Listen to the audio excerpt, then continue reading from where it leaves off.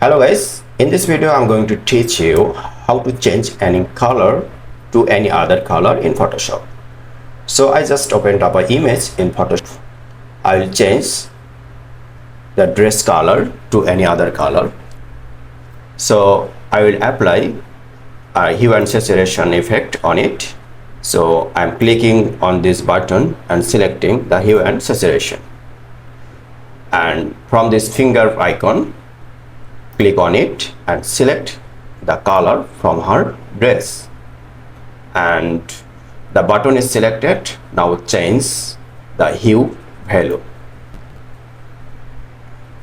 You see the dress color has been changed. This is how we can change any color. You want to change any other color by using hue, saturation and lightness. If you find this video helpful, please subscribe my channel and like, comment, share my video. Thank you very much.